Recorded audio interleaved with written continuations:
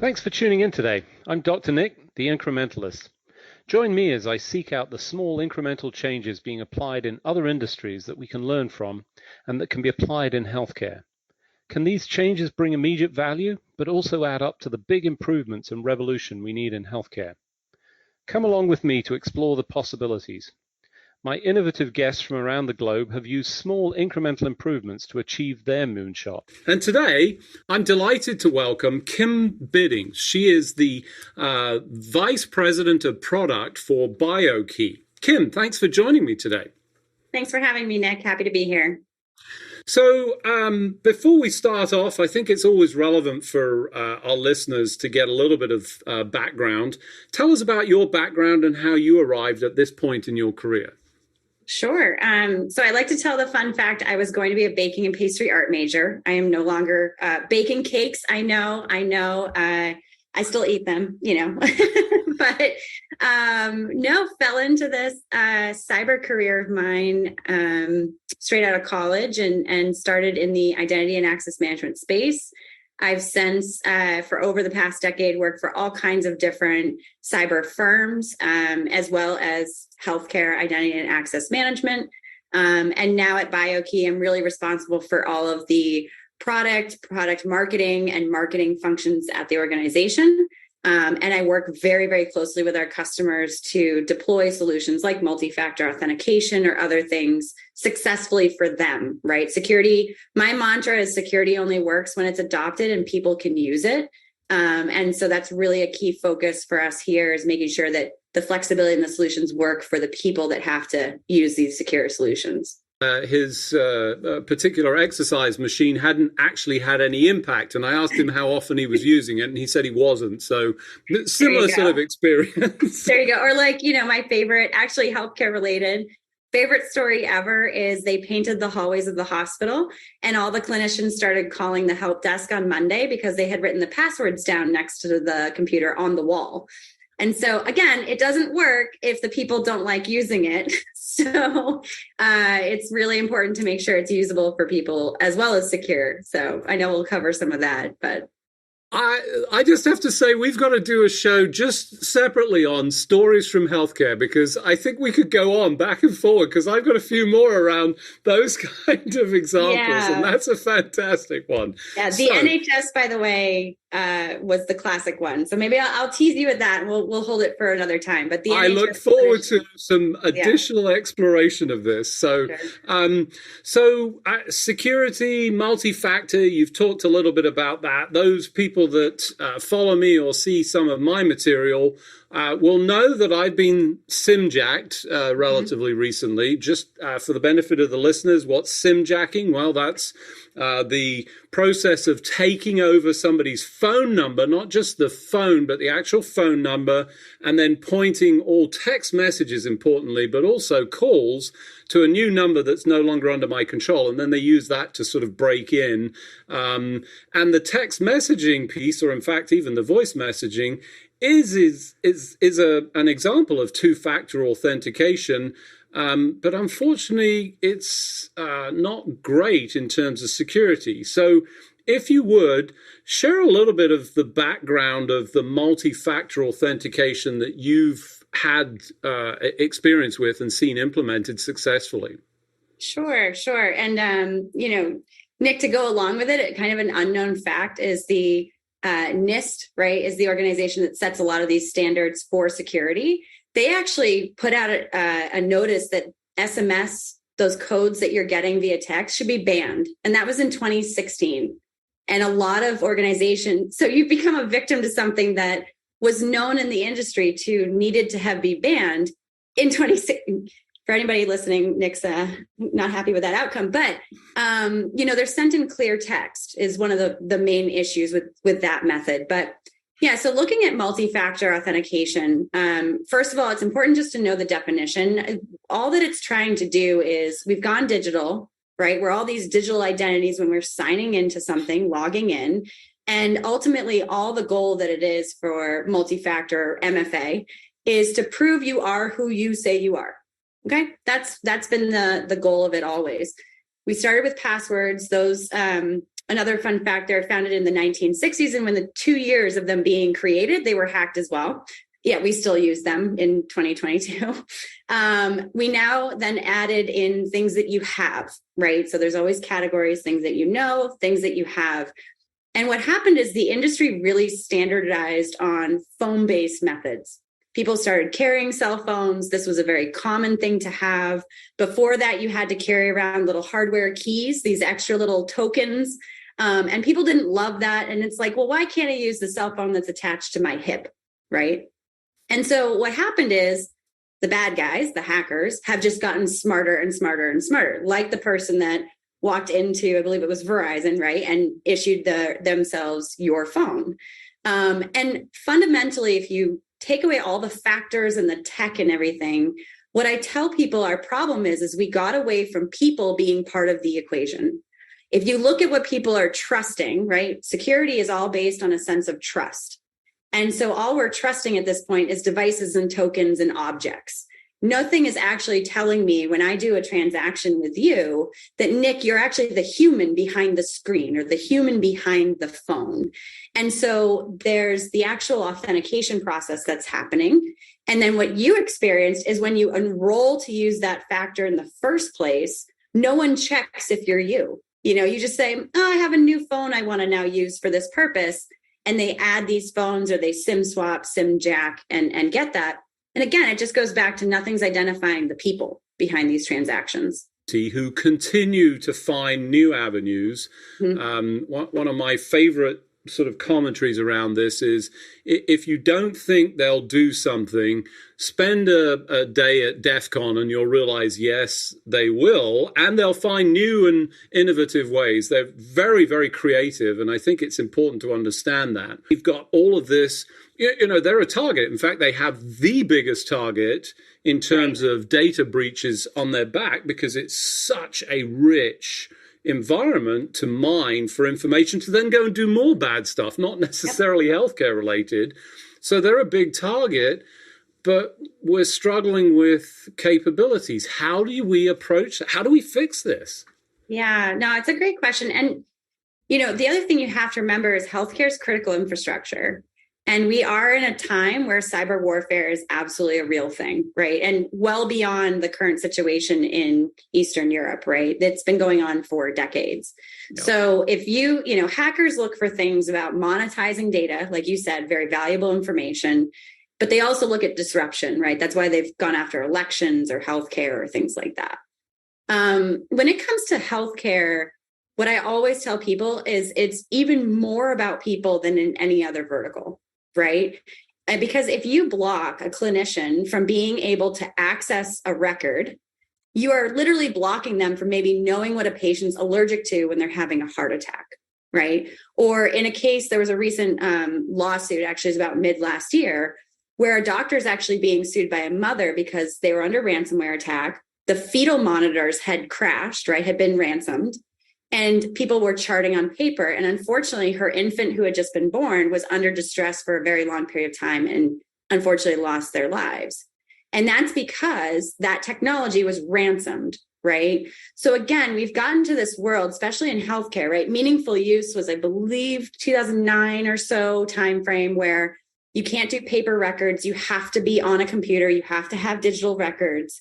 But what that did is it made clinicians have so much screen time and not facing the patient, right? So solving this really means understanding how people work in a healthcare setting and understanding how they operate and making sure that you're providing the amount of security that they need and that HIPAA requires, right? Or any of those others, but that it actually has to be usable. Going back to my password example, the reason they write them on the wall is it's just completely ineffective for them to do. So they need very fast access to the information that they need. They need fast access on things across shared workstations, things that aren't their personal laptop. It's not how they operate. And the only way really to do that is not going with phones or carrying around little hardware tokens. A lot of times the two primary solutions that I've seen work fairly well are a proximity card, something that you tap to get into the building. They tap next to a computer and they're logged in. And then also a biometric. So simply walk up, scan your fingerprint, don't type anything in or remember anything. and you're logged into your patient record. But again, healthcare is really about understanding those workflows, how people operate. So I clearly a tragic case, but I think an important one. The lack of access that drives 17, I think it was Petya, no Petya ransomware that sort of exploded. And ironically, I think in the aftermath, it wasn't really targeted to do that. It was targeted. This was country shenanigans going on, and everybody else got wrapped up into it because they made such effective spreading tools. Right. So, what are share a little bit of the consequences? Because I think there's even more information in terms of the negative impact of these failures in securing information, or importantly, access to information.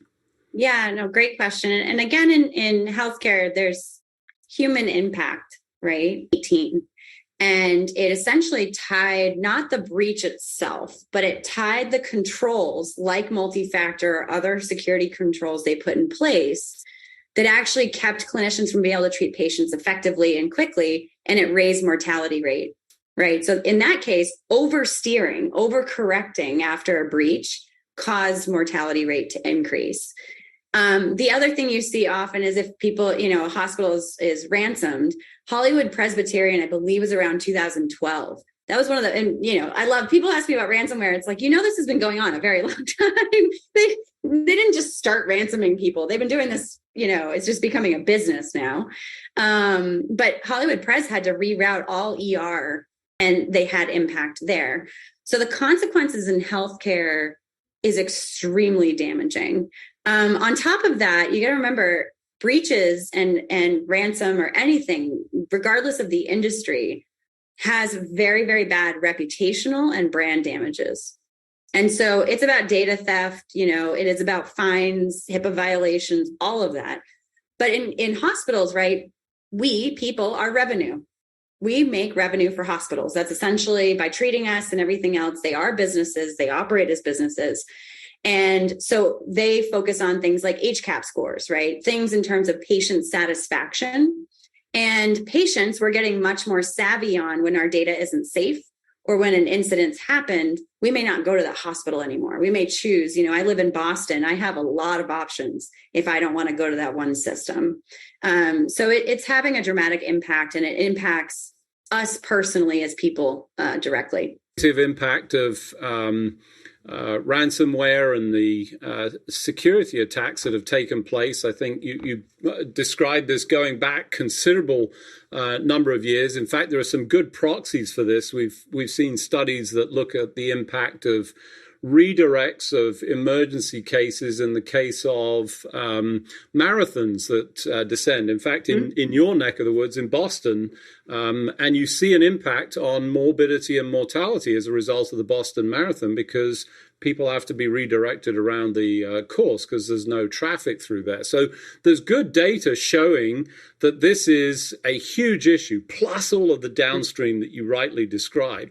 So how do we go about fixing that without killing our individuals who are struggling with, day to day? And I've sort of cited before the busy clinician who's walking in and out of rooms, going through. How do we get to that so that this doesn't become a burden, but still manages to secure the data and access appropriately and keep things working? Right. The way recommendations from CISA is now up to 20 characters, which no one can remember, right? So yeah, for clinicians specifically, it has to be very, very fast, and it has to be secure. And so ultimately speaking, like I said, that Prox badge tap with what we call single sign-on. So they log in once, a very strong login. And then what it does is it just allows them to access all the other applications they need. So like their EHR, their radiology system, any of those other applications without having to log in multiple times, right? So when you combine authentication, that front door access, that's super convenient and gets them in quickly, 4 or 5 years, so it's 45 minutes per clinician per shift can be saved if you give them that single sign-on capability, if you let them log in strong and then pass that authentication. In terms of methods, that's kind of what I mentioned, right? So something that they're going to carry, but that is centralized. And what I mean by that is that the identity or the thing that's being authenticated is actually stored centrally in, let's say, a server all day, not going anywhere else. It's very rare, right? When you walk in a room, there's a cart with a computer on it, et cetera. The challenge with those is, again, is just identifying a thing. The only thing that you can prove with that is that that badge, that tap, is what logged in. I don't know if for sure it's Dr. Nick. A biometric, if it's something that you physically are, that actually verifies that you are Dr. Nick, that fingerprint, that facial scan, that voice, that is actually matched to the original enrollment of your biometric entity. So there's use cases for all of that. A badge tap may be fine when you're just accessing a simple patient record or you're needing to do something fast. When you're doing prescribing of controlled substances, right, EPCS requirements, you probably want something like a biometric.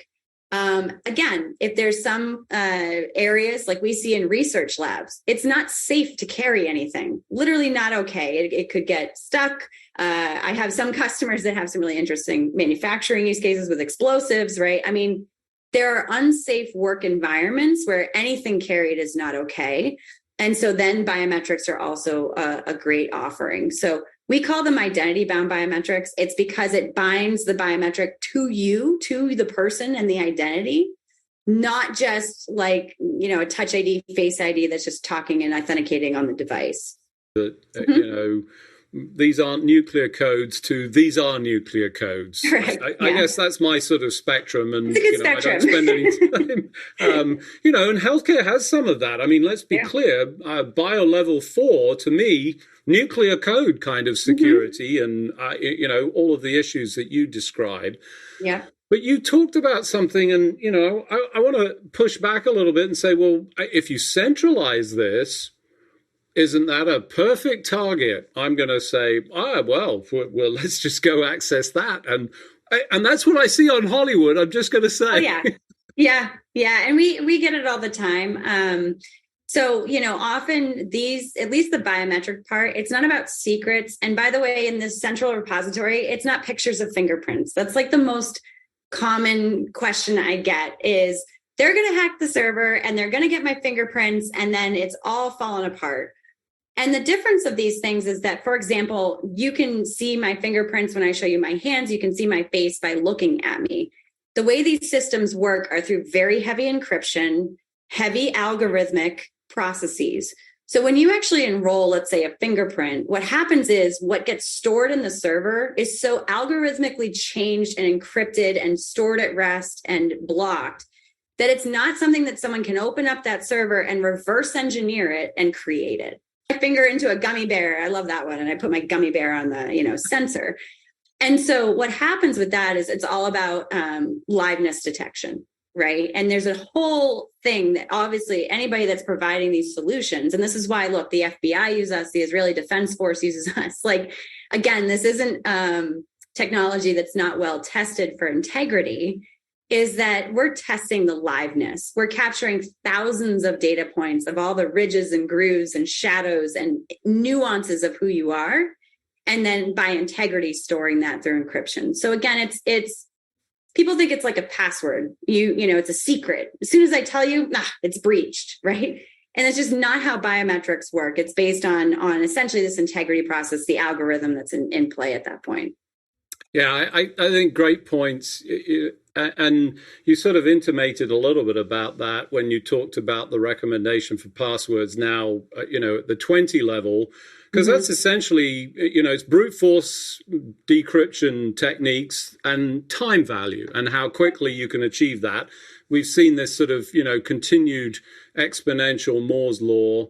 And I got to say, quantum computing, which I used to be, but, seems to be progressing, and I hear stories about sort of capturing of data. So as you think about the future and how we deliver this, because we all want this, and I sure as hell do. Based on my experience, I definitely don't want 2060 or even worse than that, the passwords. Let's be clear, because that's everywhere. What does the future hold, and where are we going? These devices and screens are who we are. And so I'm all about bringing people back as a credential. We're the only constant. Think about that. We're the only constant in this situation, right? Our phones change, our devices change, our laptops change, our scenarios change. You have to get back to the constant in security, which is people. The other part I'll say that's a very keen push in the market, and has been, it's just a little bit more of a more mature approach, but needs to be adopted, is context. So getting away from the actual individual authentication method. So saying, hey, we're only going to let Nick in because his phone's given us a code, or a code's been typed in, we'll let you in. What we're actually able to do now is look at context. What time of day is it? Where is he? What device is he on? What's the typing behavior, right? Behavioral biometrics. Is this normal patterns that are being shown in just how even the screen was opened or brought up? And so what happens is now we're bringing in literally your surroundings, not just a single factor or even multi-factors to be the only security. So that's really where I think the industry is going. The problem is passwords are cheap. People have them. So, again, I wish, me personally, after a decade of saying the same thing, by the way, I said this in 2009 too, I wish we were further along. And I think we're going to have to get there, because the bad guys are just getting a heck of a lot smarter. So. Yeah, and to be clear, the bad guys in this scenario are using the same technology. They're using AI tools to actually approach attacks, and sometimes I cite that, and people, really, it's not an individual that sits. No, they have their tool sets, as you rightly described. It's a business. They're focused on generating revenue. They're going to put every effort they have to generate revenue. That they're a full business and industry, and everybody needs to realize that it's not some hacker in a dark closet anymore. This is a full business and revenue machine. Right, and let's be clear, they also have an organizational structure, because I've seen an expose. I think it was Brian Krebs showed that CEO, HR functions even in these. Yes, they have marketing to pay people to sell their credentials. I mean, full business is how you want to think about it. As much effort as you put into your business every day, they're putting into theirs. I can promise you. Right. And I think, to summarize, we have to see security as not just a requirement, but it's an investment for a whole number of reasons in patient safety. This is not a cost base. It's an investment in what we do. And there are tools and capabilities, and we can be better at this.